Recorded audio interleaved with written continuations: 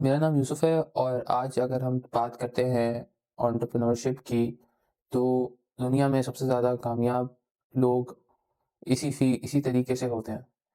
मसलन अगर मैं बात करूँ कि जब आप कुछ हासिल करने की हैसियत रखते हो, तो वो आपको पता होनी चाहिए।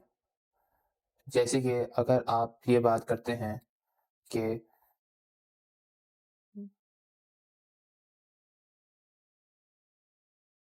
अगर आप ये बात करते हैं कि जब इंसान अपनी ज़िंदगी में कुछ करने का सोचता है, तो उस चीज़ को करने के हमेशा स्टेप्स होते हैं। उन चीज़ों को करने के बहुत सारे स्टेप्स होते हैं, सिर्फ़ एक नहीं बहुत सारे स्टेप्स होते हैं, जिसके ज़रिए इंसान कामयाब होता है।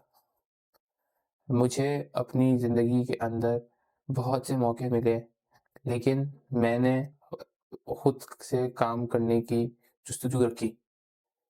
वो इस तरीके से क्योंकि जब मैंने देखा कि दुनिया में लोग कामयाब सिर्फ़ और सिर्फ़ इस तरीके से हो रहे हैं, तो मेरे अंदर भी ये जुस्तजू पैदा हुई कि मैं जो हूँ वो इस चीज़ को लेके आगे बढ़ूँ। सब जिस तरह के सब बढ़ रहे हैं। जहाँ तक बात है क्या कहते हैं मेरे स्टार्टअप की और आज आपको यही बताऊँगा कि मैंने अपना स्टार्टअप किस तरह शुरू किया। मेरा नाम मोहम्मद यूसुफ़ है और मैं एक एंटरप्रेन्योर हूँ। मेरा नाम मोहम्मद यूसुफ़ है और मैं एक एंटरप्रेन्योर हूँ। आज दुनिया में हर जगह एंटरप्रेन्योर्स उरूज पर हैं। तो जब हम बात करते हैं अगर हम बात करते हैं अगर हम बात करते हैं कि किस तरीके से हमें चीज़ें आगे लेके बढ़नी है और हमें किस तरीके से आगे बढ़ना है, तो उस चीज़ों के लिए स्टेप्स बहुत रिक्वायर्ड है। हर चीज़ का एक स्टेप होता है। मसलन जब मैं अपना बिज़नेस स्टार्ट किया पिछले साल तो उसके अंदर सबसे पहली चीज़ जो मेरे पास थी, वो थी क्या कहते हैं पीआर, पर्सनल रिलेशंस। उसके थ्रू मैंने अपना बिज़नेस तैयार करने का सोचा और मैंने सोचा कि मैं किस तरीके से चीज़ें लेके चलूँगा।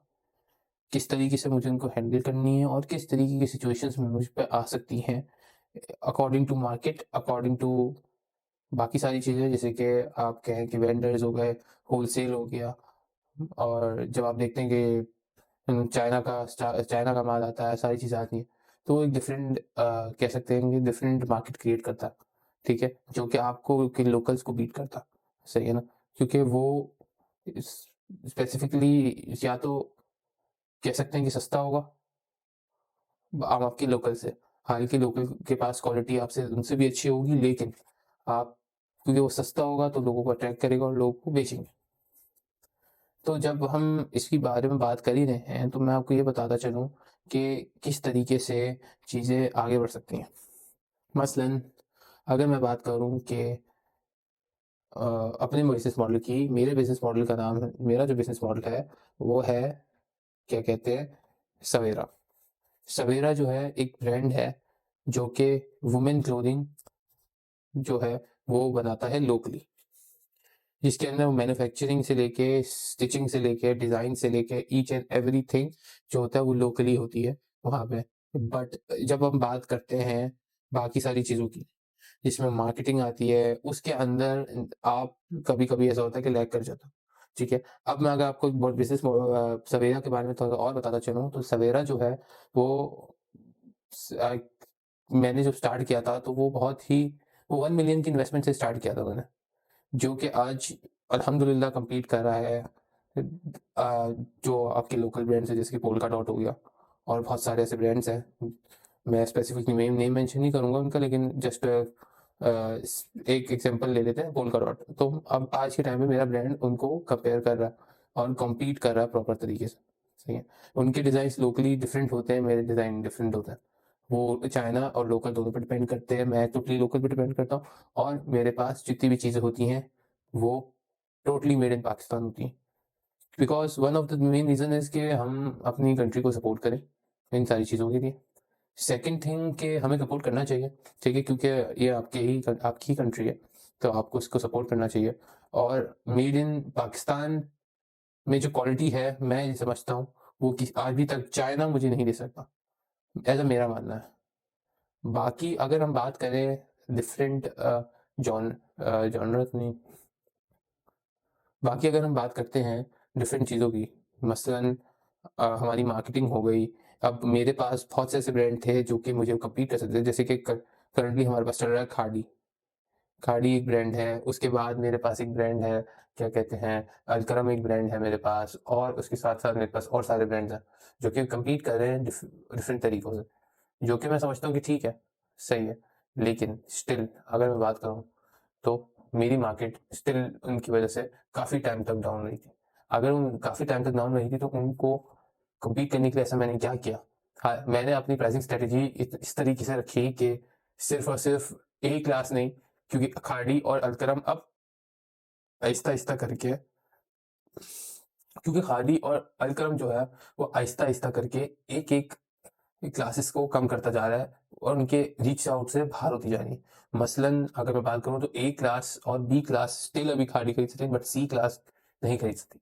सही है। लेकिन मैंने ऐसा होने नहीं दिया, ठीक है? मैंने इस चीज़ को इस तरीके से रखा कि मैंने कहा कि अगर मैं सी क्लास को प्रोवाइड कर रहा हूँ, तो क्यों ना मैं उसकी क्वालिटी भी थोड़ी-सी कम करूँ। लाइक वो उनको भले 1 नहीं, उनको 10, अगर वो 500 का 1 खरीद रहे हैं, तो मैं उनको 10 खरीदने में मजबूर कर दूँ 500 के। हालाँकि तो तब भी मेरे 5,000 बन जाएँगे, और मैं उनको एक 5,000 का बना के दूँ, वो अलग बन जाएगा। लेकिन स्टिल मैंने एक चीज़ को कंटिन्यू रखा, वो थी मेरी ए क्लास कैटेगरी। मैंने सी का तो ध्यान रखा ही रखा, मैंने ए का अलग ध्यान रखा। क्यों? क्योंकि उनकी टोटली डिफरेंट स्ट्रैटेजी है, सही है? उनकी टारगेट जो है उनका ये है कि उनको चाहिए different designs, different fancy designs चाहिए उनको, उनके लिए डिफरेंट डिज़ाइन्स बनाए, सारी चीज़ें की, उनके लिए डिफरेंट प्राइसिंग स्ट्रैटेजी बनी, और उनके लिए आउटलेट्स अलग बने, उनकी ब्रांचेज़ के लिए हिसाब से उनके आउटलेट्स मैंने क्रिएट किए। तो इस तरीके का एक ब्रांड बनता गया। आहिस्ता-आहिस्ता करके मैंने अपनी शॉप्स बनाना शुरू की। अल्हम्दुलिल्लाह मुझे फर्स्ट टाइम प्रॉफिट हुआ, जो कि 10 मिलियन तक का हुआ, सही है? और क्योंकि मैंने अपनी सारी सेव्स और मैंने स्ट्रैटेजी सब कुछ, आफ्टर 3 मंथ्स मुझे प्रॉफिट होना शुरू हुआ था, जो कि स्टार्ट हुआ था, जिसमें मैंने एंड किया था अपना ईयर विद 10 मिलियन, और उसके बाद आहिस्ता-आहिस्ता करके मैंने आउटलेट्स शुरू किए। स्टिल अपने अगर मैं बात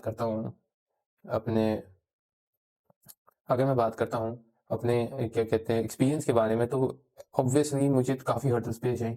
मुझे स्टार्टिंग में मेरी मार्केटिंग टीम अच्छी नहीं मिली, जिस वजह से मेरी सेल्स डाउन हो रही थी। उसके बाद बहुत सर्च आउट करने के बाद मैंने मार्केटिंग टीम ढूंढी अपनी, जिस वजह से मुझे काफ़ी फ़ायदा हुआ, जिसकी मतलब मैंने क्रिएट की, इन हाउस मार्केटिंग शुरू की। इसका मतलब ये था कि अगर मैंने मार्केटिंग टीम, जो कि बहुत आई वुड से कि मैटर करती है आज के टाइम पे, क्योंकि जिस हिसाब से हमारा सोशल मीडिया और बाकी सारी चीज़ें चल रही हैं, मुझे लगता है कि ये सारी चीज़ें बहुत मैटर करती हैं कि कैसे आपकी मार्केटिंग टीम आपका ब्रांड को लेके चल रही है, जो कि टोटली उन पे और आप पे रिलायबल होता है।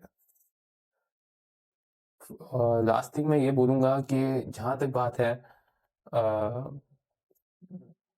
जहाँ तक बात है हमारी क्या कहते हैं एंटरप्रेन्योरशिप की जर्नी की, बहुत सारी हर्डल्स आए, लोगों ने भी डिमोटिवेट किया, बाकी सारी चीज़ें की थी, जैसे कि समटाइम्स आपको फैमिली से भी मोटिवेशन नहीं मिलती, क्योंकि वो भी एक अलग ही स्ट्रेस होता है आपको भी लेके। उसके बाद आप भी एक अलग स्ट्रेस होता है अपने आप को लेके, कि आपका फ्यूचर किस तरह बनेगा। मैं ये कहता हूँ कि जहाँ तक मुझे सबसे ज़्यादा अगर एंटरप्रेन्योरशिप के अंदर किसी चीज़ का रिग्रेट नहीं है, वो ये है कि जहाँ तक मुझे किसी चीज़ का इस एंटरप्रेन्योरशिप के जर्नी के अंदर रिग्रेट नहीं है, वो ये है कि मैं स्टार्ट जो रिस्क से ली थी, एक रिस्क लेने से मैंने स्टार्ट ली थी, वो स्टार्ट आज तक मेरे साथ है। मुझे कभी नहीं पता मेरा रिस्क जो है वो किस तरीके से, कौन-सा रिस्क मुझे कहाँ लेके चले जाएगा। ईदर कि मैं बहुत ही हाईएस्ट लेवल पे चले जाऊँगा, और ईदर ही मैं बहुत ही लोएस्ट लेवल पे जा सकता हूँ। बट स्टिल मुझे हार नहीं माननी। चाहे मैं हाईएस्ट लेवल पे हूँ, चाहे मैं लोएस्ट पे हूँ। अगर मैंने हार मानी, तो फिर मैं एक अच्छा एंटरप्रेन्योर नहीं हूँ। मुझे स्टिल अपने ब्रांड को लेके चलना है, अपने ब्रांड से लॉयल रहना है। एज़ एन एंटरप्रेन्योर सबसे पहली चीज़ यही होती है कि आप अपने ब्रांड से लॉयल रहो। मेरा नाम है मोहम्मद यूसुफ, और आज के लिए इतना ही। Thank you.